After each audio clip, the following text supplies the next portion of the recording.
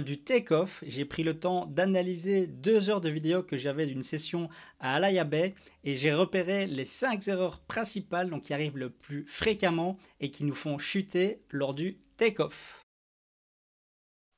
Et oui, le problème numéro un, c'est la rame. Je comprends vraiment les profs de surf qui crient «Allez, rame, rame, rame!» quand ils voient un élève qui ne donne pas tout pour partir sur la vague, car c'est vraiment ça, quand on veut prendre une vague et surtout qu'on n'a pas beaucoup d'expérience, il faut vraiment tout donner, ramer avec une bonne cadence, mettre du poids vers l'avant en étendant sa tête vers l'avant de sa planche, vraiment tout donner pour aller vers l'avant et partir sur cette vague. L'autre problème, c'est aussi des surfeurs qui rament avec la planche qui n'est pas complètement perpendiculaire à la vague. Ils rament donc avec la planche un petit peu de travers. Évidemment, c'est beaucoup plus difficile de générer de la vitesse et de générer suffisamment de vitesse pour partir sur la vague. Et le troisième problème lié à la rame, c'est le fait de se lever trop tôt. On pense qu'on est déjà parti sur la vague alors qu'on n'a pas assez ramé. On essaye de se lever et du coup, la vague part sans nous. Dans l'océan, il y a très souvent un problème de timing. On commence à ramer trop tôt sur une vague qui n'est pas encore assez bien formée, donc on est mal placé, on devrait se rapprocher de la plage, plus vers l'endroit où les vagues déferlent, ou bien c'est l'inverse, on est trop loin vers la plage et on rame lorsque la vague a déjà commencé à déferler et elle nous déferle dans le dos lorsqu'on essaye de faire le take-off. À Alaya Bay, c'est différent car on est placé le long d'un mur et on sait exactement là où la vague va déferler et donc où on doit se placer. C'est donc rare de voir des personnes qui rament trop tôt et qui sont trop en avance sur la vague.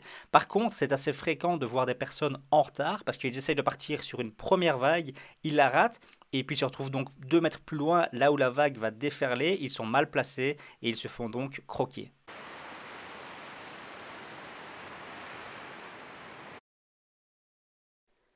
Un autre problème très fréquent est l'équilibre. On essaye de se lever, mais à ce moment-là, on perd l'équilibre, on tombe en avant, en arrière, sur le côté. Et en fait, cela est dû au fait qu'on a mal placé ses pieds. On a essayé de se lever sur sa planche, on a placé ses pieds en vitesse, mais les pieds ne sont pas bien centrés ou sont trop écartés ou pas assez. Et le problème, du coup, lorsqu'on se lève, on n'a pas un bon équilibre et on tombe. Pour régler ce problème, je vous invite vraiment à travailler votre take-off chez vous à la maison. Donc vous couchez au sol et vous essayez de vous lever de manière la plus rapide possible évidemment, mais surtout en plaçant bien vos pieds. Vous pouvez bien sûr vous filmer pour vous regarder et être sûr que vous avez un bon mouvement. Un autre problème lié et aussi très fréquent chez les débutants, c'est le fait de se mettre sur les genoux. On a voulu se lever, mais on n'a pas réussi à mettre les pieds au bon endroit. Du coup, on met les genoux à la place et on glisse sur la vague comme ça à genoux sur la planche. C'est évidemment pas très pratique. L'autre problème est de placer un genou sur la planche avant de se lever. Rien de très très grave, mais malgré tout, ça ralentit un petit peu le take-off. Et lorsque les vagues seront plus rapides, ce sera difficile de se lever dans les temps.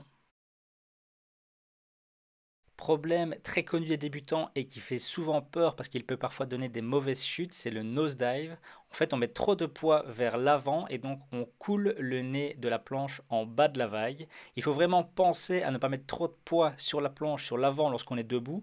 Et lorsque ça se passe au take-off, il faut penser à lever la tête et pas garder la tête collée à sa planche, mais vraiment se mettre en position cobra et lever la tête vers le haut. C'est qui va mieux répartir le poids du corps sur la planche, car la tête c'est ce qu'il y a de plus lourd dans le corps humain et si on la colle sur sa planche et qu'on regarde vraiment le nez, évidemment on met trop de poids et on risque de couler. Je termine avec quelques exemples de personnes qui avaient un meilleur take-off lors de cette session. On voit que ce sont des personnes qui rament correctement, elles rament tranquillement, donc pas comme des enragés, mais elles se lèvent au bon moment et surtout elles se lèvent rapidement avec un bon placement des jambes, ce qui leur permet de partir directement dans la vague. Et on peut aussi voir qu'elles orientent un petit peu lors du take-off, donc ça veut dire que le nez de leur planche au dernier moment, lorsqu'elles se lèvent, elles vont vraiment l'orienter dans la direction de la vague et pas le garder en permanence vers le bas de la vague, ce qui leur permet vraiment de partir down the line dans cette vague.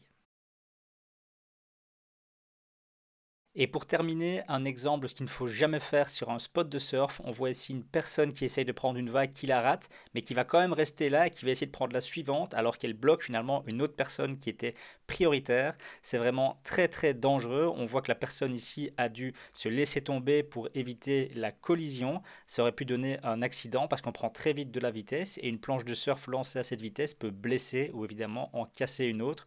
Donc toujours éviter, si on est là en plein milieu du jeu de quilles, on se bouge, on va vers la mousse, on se laisse aller pour revenir vers la plage et surtout on ne coupe pas la personne qui avait priorité derrière nous.